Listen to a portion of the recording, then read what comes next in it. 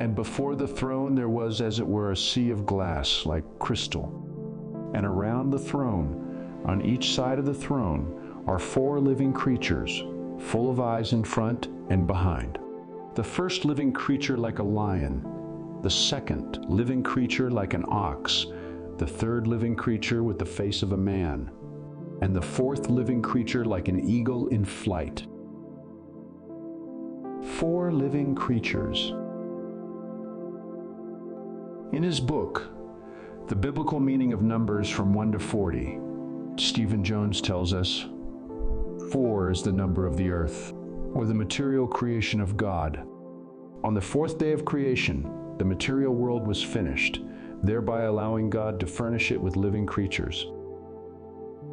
The King James New Testament renders living creatures as beasts. Strong's defines this word as a live thing, that is, an animal. This brings us to Genesis 2:7. And the Lord God formed man of the dust of the ground and breathed into his nostrils the breath of life, and man became a living soul. Our phrase living soul is 2 words. The first meaning, alive, and the second meaning, a breathing creature, that is, animal. So, both definitions agree and point to humankind. Stephen Jones tells us there were also 4 great divisions of mankind represented by the cherubim, or the 4 beasts around the throne. These represent all creation. 4 creatures or animals, alive or living. The fact that they are alive leads us to their likenesses.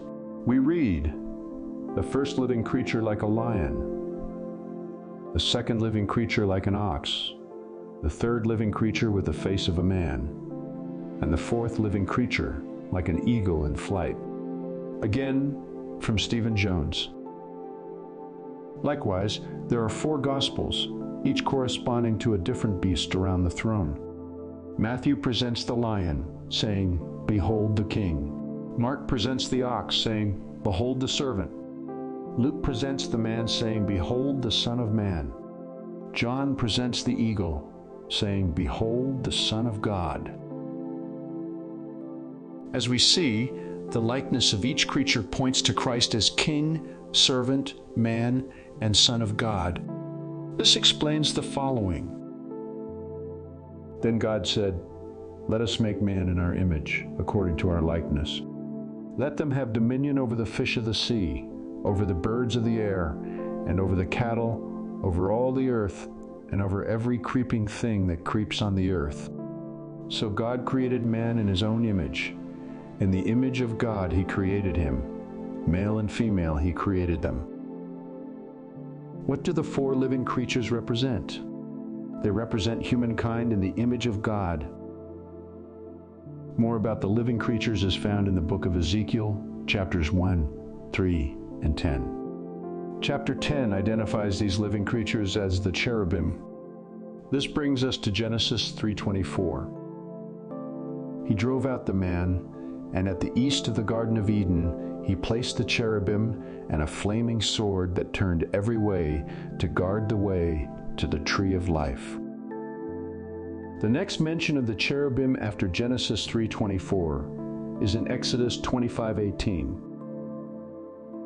And you shall make 2 cherubim of gold, of hammered work shall you make them, on the 2 ends of the mercy seat.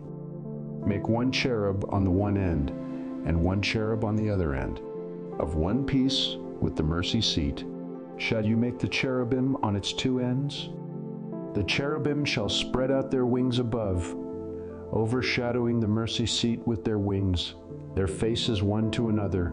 Toward the mercy seat shall the faces of the cherubim be. And you shall put the mercy seat on the top of the ark, and in the ark you shall put the testimony that I shall give you. There I will meet with you, and from above the mercy seat, from between the two cherubim that are on the ark of the testimony, I will speak with you about all that I will give you in commandment for the people of Israel. The instructions for the making of the Ark of the Covenant and the mercy seat, which was on top, were quite specific. As shown, there were two cherubim fashioned on each end of the mercy seat, facing each other. Since the cherubim are the living creatures, and the living creatures speak of humankind, we could illustrate the Ark of the Covenant and its mercy seat as follows.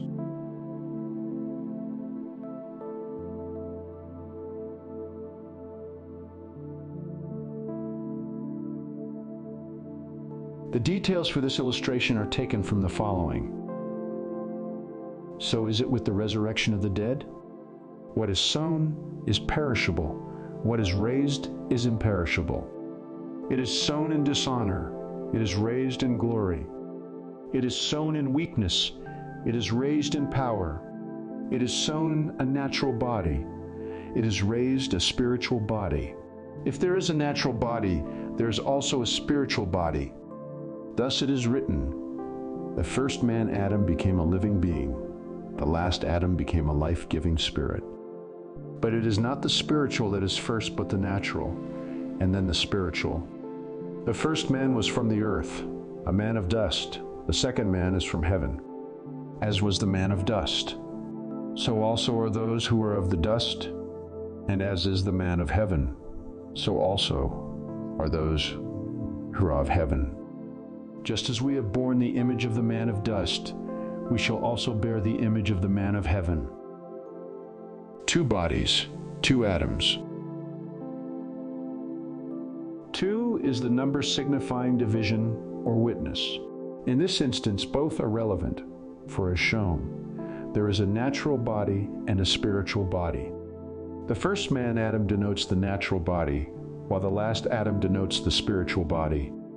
The first man, Adam, became a living being or soul. The last Adam, Christ, became a life-giving spirit. The first man, Adam, was from the earth, but the second man or last Adam is from heaven. But it is not the spiritual that is first, but the natural, and then the spiritual. This tells us that the first is necessary and essential for the second to be accomplished. What begins as an inward division ends as an inward witness. We begin as natural. We end as spiritual. What was the edict? Let us make man in our image, after our likeness. And so he is. And why does John see the 4 living creatures around the throne, on each side of the throne? For in him we live and move and have our being, as certain also of your own poets have said, for we are also his offspring.